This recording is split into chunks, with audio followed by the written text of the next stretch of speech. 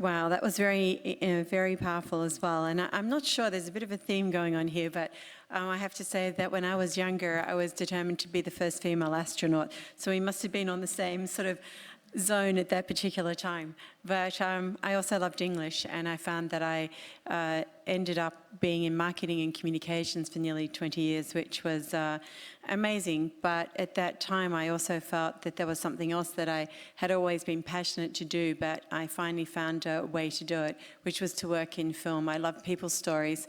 And to begin with, it wasn't actually so much in science or sustainability or climate, but I, by chance, was given the opportunity to direct something in Antarctica. And I think my first expression on that was, I think I'd watched a film called A Perfect Storm, if anyone's seen it. I think I saw that just before I was asked to go to Antarctica, and my first feeling was, oh, no, I can't go, the kids are too young. My daughter is here today, and I had all the excuses in the world why I shouldn't really go. But I know when I looked in the mirror, I realized the thing that was really holding me back was fear. And I thought, well, you can either decide that you're going to live your life with no regrets, or let fear determine how you live your life. And so I decided to go. And it was a turning point in my life, and it was something that made me see the world very differently. I felt like I'd gone to another planet that I didn't know existed, and I spent 3.5 weeks with 40 teenagers, part of United Nations Year of Youth, and I think I lost an ear on the way back, but and we hit a terrible storm, so I do remember calling home and saying, I don't think I'm going to make it, and my husband telling me just to, just don't be so silly, you're on an icebreaker, So I think when I came back, I thought I could do anything. And that was a wonderful pathway for me to move into climate and sustainability and do a big series that I was very, very fortunate to direct back in 2013, 2014, called The Tipping Points. And I feel really blessed today because I got to spend nearly 2 years in the field, meeting the most amazing people in the North Pole and living in the Amazon rainforest and Alaska and places in the world that are really so special, and there is so much changing there so quickly. And so that afforded me to be able to become more of a translational scientist, communicator, and to have spent the last 3.5 years as the artist in residence at the Earth Observatory, Singapore. Last year we were challenged to make a series on oceans, and I thought, to begin with, I thought how amazing to write a series on oceans. Then I thought, that's going to be interesting because I'm in lockdown and I can't leave the country. So then I thought, well, what is interesting about the pandemic is teaching us to think differently. And I thought, I was challenged to think, how could I direct a series all over the world and not leave the country? And so technology was my savior, particularly WhatsApp. I became very, very good friends with WhatsApp, and I ended up being a stick and a phone and being walked around all the sets around the world with different film crews. And I bring this point is that it really challenged me to think differently and to think how we work to find solutions.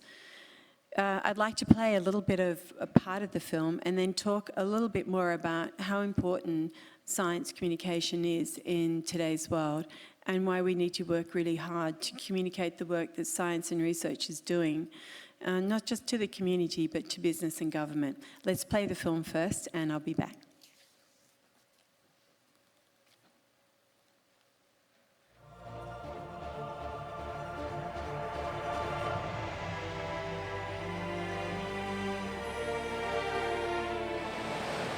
The ocean is our planet's life support system. The ocean regulates the climate, absorbs huge amounts of carbon dioxide from the atmosphere, and provides us with vast stores of food. Population growth, rapid infrastructure, our changing climate, and events happening far away in the polar regions are impacting the ocean and threatening all aspects of life across Southeast Asia. The climate's changing, sea levels are rising, and the trick is to know how high and how far we're going to go. The connection between a healthy ocean and healthy people is nowhere more obvious than in Southeast Asia. When we see surface melting over the whole ice sheet, I think that's going to be kind of a wake-up call for people to see that, wow, for the first time, we're melting in what used to be called the dry snow zone. What we've discovered from the supercorals here in these urban oceans and how they've built their resilience can teach us a lot about how we can protect and conserve fragile coral reefs. What I'm worried about in the next 5-10 years is that these bleaching events are becoming more frequent and they will become more widespread. We have so much to learn, and we have so much to contribute to being part of the solutions for our changing oceans. Dive with scientists from the Earth Observatory of Singapore as they investigate the impact climate change is having on the ocean, explore engineering ideas for artificial reefs, and discover a coral species showing resilience to climate change.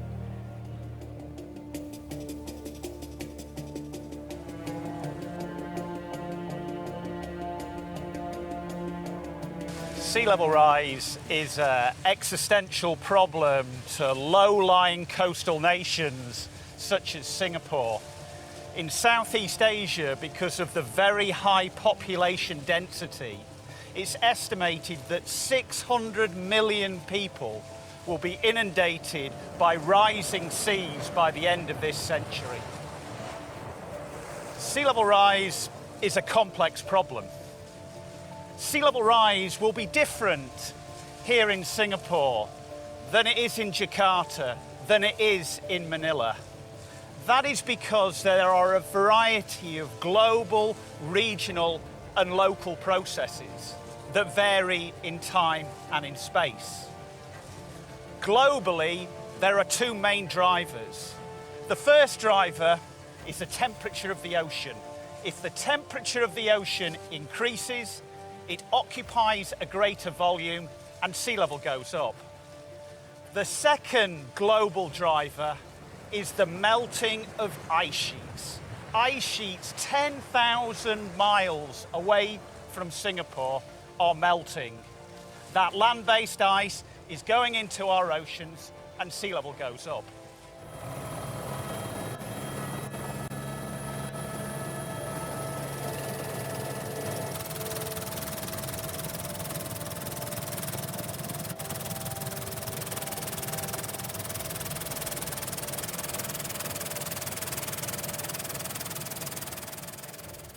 How's it look? Nice. What about weather? When I first started coming here, I never thought that over now 18 years, I would see some really big changes. As time has gone on, I've seen Jakobshavn Glacier lose 2 times the area of Manhattan Island, and it's a very different place. And so other glaciers around Greenland, they reacting in similar ways. Lots of retreat, speed up. So we want to understand the climate sensitivity. In terms of Greenland's future contribution to the sea level rise, we have these northern Greenland glaciers, Humboldt, Petermann, the northeast Greenland ice stream. Right now, they're not really contributing much, but they're like sleeping giants.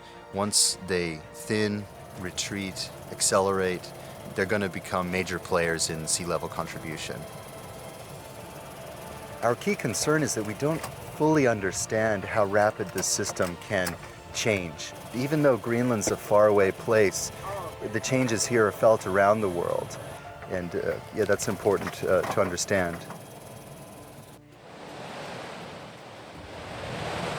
Most people don't realize that the oceans contribute up to 70% of the world's oxygen supply. And coral reefs are really the rainforests of these oceans. They are the lungs of the sea, and they support huge amounts of biological productivity and biomass. The global epicenter of coral diversity is right here in Southeast Asia, in an area known as the Coral Triangle. So the Coral Triangle is a roughly geographic area that spans warm tropical seas between the Philippines, Papua New Guinea, and Indonesia. And it's inside this geographic boundary that we see over 70% of the world's coral species, a huge variety of reef fishes, and a number of other organisms that live in marine ecosystems. Because coral reefs are such an important marine habitat in Southeast Asia, understanding how they react to global pressures, to climate change, and to increasing human activities is really critical for understanding global ocean health and ultimately our own survival. A healthy ocean, brimming with life, makes life on Earth possible. Now we know The ocean drives climate and weather. It's home for most of life on Earth, including the greatest diversity of life. Now we also know that we are agents of change, and we know that here in Southeast Asia, it's possible to take action to protect those systems that create a healthy ocean and underpin not just our prosperity, but our very existence.